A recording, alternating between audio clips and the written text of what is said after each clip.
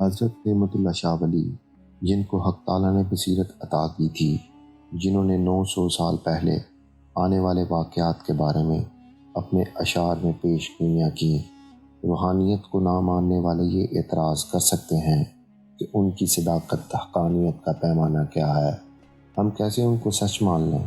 تو ایسے ناقدین کی خدمت میں عرض ہے کہ 1905 میں لارڈ کارزن وائسرائے ہند کو جب پتہ چلا کہ مسلمانوں کا ایک صوفی درویش ہے جس نے اپنے قصیدے میں انگریزوں کی شکست کا ذکر کیا ہے، تو اس نے اس قصیدے کو بین کر دیا۔ یہ کاغذ کا دور تھا۔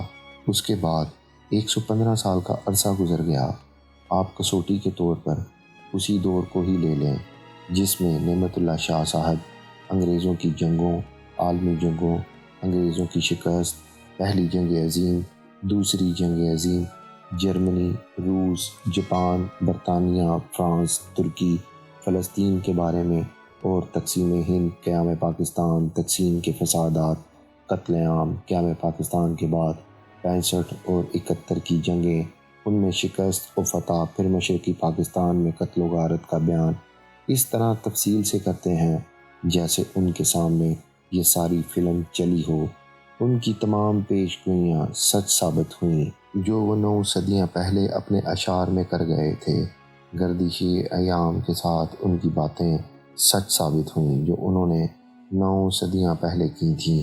آپ نے اپنے اشعار میں آخری مسلمانوں اور ہندوؤں کی جنگ کا بھی ذکر کرتے ہیں، جس کا ذکر سرور کونین نبی دو جہان صلی اللہ علیہ وآلہ وسلم غزوہ ہند کے نام سے کر گئے ہیں۔ نعمت اللہ شاہ صاحب کی جس طرح باقی پیش گوئیاں سچ ثابت ہوئیں، آخری بھی سچ ہوئی۔ قیام پاکستان کے بعد کمزور سیاسی خلفشار کے حالات، عوام اور حکمرانوں کی بدعمالیاں، عیاشیوں کا جو ذکر کر گئے ہیں، آج پاکستان انہی حالات سے گزر رہا ہے۔ آپ فرماتے ہیں قسمہ پرسی بدحالی کے ان دنوں میں ایک عظیم قائد آئے گا جو غیر معمولی ہوگا، جو علی کے شیروں میں سے ایک شیر ہوگا، ایسا مجاہد جو غیر معمولی ہوگا اور اقتدار سنبھالے گا۔ حق تعالیٰ کا اس پر خاص کرم ہوگا، اس کے ساتھ قابل لائق لوگ ہوں گے۔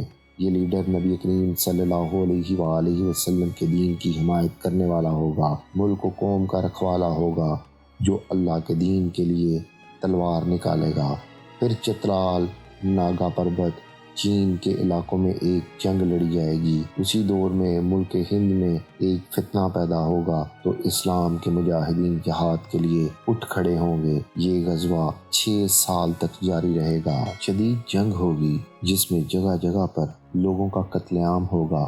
اہل کابل بھی کافروں کو قتل کرنے کے لیے آ جائیں گے۔ کافروں کی پوری کوشش ہوگی کہ وہ اس جنگ کو روک لیں، لیکن مشرکین ناکام ہوں گے۔ سرحد کے غازیوں کے قدموں سے زمین زلزلے کی طرح کانپے گی جیسے روز محشر آ گیا ہو۔ ہر طرف سے لوگ جہاد کے لیے نکل آئیں گے۔ یہ جنگ چھوٹی بڑی عید کے درمیان ہوگی۔ اس جنگ میں فتح کی وجد سے مسلمان ان تمام علاقوں کو فتح کر لیں گے جو ان کے ہاتھوں سے نکل چکے ہوں گے۔ اس جنگ کی ہولناکی بتاتے ہوئے فرماتے ہیں خون اتنی زیادہ تعداد میں بہے گا، دریائے اٹک کا پانی 3 بار سرخ ہوگا۔ آگے آپ مزید فرماتے ہیں مسلمان مجاہد لاہور کشمیر کو فتح کر لیں گے، گنگا جمنا کے درمیانی علاقے کو بھی فتح کر لیں گے۔ یہاں لاہور کا ذکر انہوں نے کیا ہے، ہو سکتا ہے اس غزوے میں ایک بار مسلمانوں کو لاہور میں شکست ہو جائے تو دوبارہ وہ اس کو حاصل کر لیں۔ آپ مزید فرماتے ہیں کہ ترک، عرب، ایران اور وسط ایشیا کے مجاہدین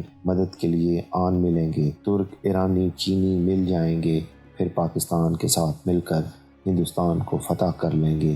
اس فتح سے دین اسلام کے تمام مخالفین دشمن مارے جائیں گے، پھر سارا ہندوستان شرک کفر سے پاک ہو جائے گا۔ پھر ہندوستان پر 40 سال تک اسلام کا غلبہ رہے گا۔ پھر اس کے بعد ایران کے شہر اصفہان سے دجال کا ظہور ہوگا۔ اچانک حج کے ایام میں امام مہدی علیہ السلام ظاہر ہوں گے، جن کی خبر ساری دنیا میں پھیل جائے گی۔ پھر دجال کے فتنے کو ختم کرنے کے لیے حضرت عیسیٰ علیہ السلام اور مہدی تشریف لائیں گے۔ آپ مزید بیان کرتے ہیں آنے والے حالات کے بارے میں۔ جو باتیں راز میں بیان کیے ہیں یہ نادر ہیرے موتی جواہرات ہیں جو مسلمانوں کی فتح کے لیے غیبی مدد کا کام کریں گے۔ نعمت اللہ شاہ صاحب نے جو پیش گوئیاں کی ہیں یہ علم نجوم کے تحت نہیں بلکہ کامل درویش کو بخشا ہوا خدا کا نور ہے، جس کو علم لدنی کہا جاتا ہے۔ وہ علم جو حق تعالیٰ اپنے پسندیدہ بندوں کے قلوب پر اتارتا ہے۔ تاریخ تصوف کے اوراق ایسے واقعات سے بھرے پڑے ہیں۔ حق تعالیٰ نے اپنے نیک بندوں کو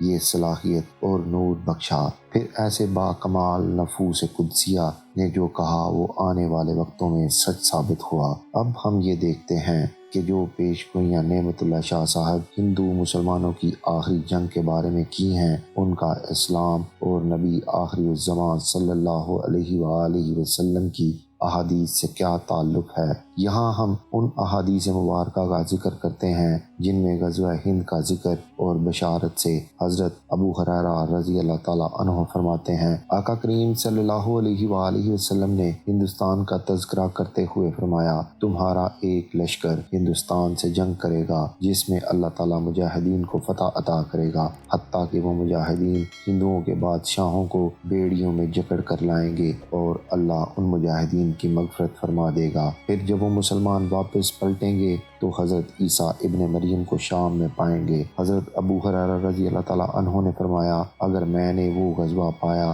تو اپنا سارا مال فروخت کر کے اس میں شرکت کروں گا۔ جب خدا تعالیٰ ہمیں فتح نصیب کرے گا اور ہم واپس پلٹ آئے تو میں ایک آزاد ابو ہریرہ ہوں گا جو ملک شام میں عیسیٰ ابن مریم کو پائے گا۔ یا رسول اللہ، اس وقت میری شدید خواہش ہوگی کہ میں ان کے پاس پہنچ جاؤں اور ان کو بتاؤں کہ میں آپ صلی اللہ علیہ وآلہ وسلم کا صحابی ہوں۔ تو نبی کریم صلی اللہ علیہ وآلہ وسلم مسکرائے اور فرمایا، بہت مشکل ہے، بہت مشکل۔ اس حوالے سے ایک اور حدیث بھی موجود ہے۔ آقا کریم صلی اللہ علیہ وآلہ وسلم کے آزاد کردہ غلام حضرت ثوبان رضی اللہ تعالیٰ عنہ سے مروی ہے، رسول اللہ صلی اللہ علیہ وآلہ وسلم نے فرمایا، میری امت میں دو گروہ ایسے ہیں کہ جنہیں اللہ نے دوزخ کی آگ سے محفوظ رکھا ہے۔ ایک وہ گروہ جو ہند پر حملہ کرے گا اور دوسرا وہ گروہ جو حضرت عیسیٰ ابن مریم کے ساتھ ہوگا۔ ایسی بہت ساری احادیث مبارکہ موجود ہیں جو نعمت اللہ شاہ ولی کی پیش گوئیوں کی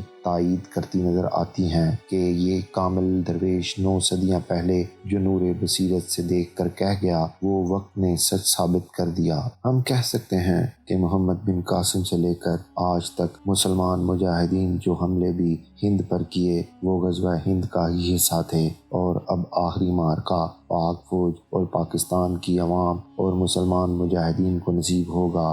حق و باطل کے اس معرکے میں مسلمان فاتح ہوں گے اور سارے ہندوستان پر مسلمان دوبارہ قبضہ کر لیں گے۔ اس معرکے کا تذکرہ ہندوستان کی مقدس کتابوں میں بھی ہے، اس لیے کافر پاکستان کے دشمن ہیں، لیکن وہ یہ بھول جاتے ہیں یہ حق و باطل کا معرکہ خدا کی تقدیر کے تحت ہے جو سچ ہوگا اور پورے پاک و ہند پر پھر اسلام کا پرچم لہرائے گا اور وہ دن اب دور نہیں۔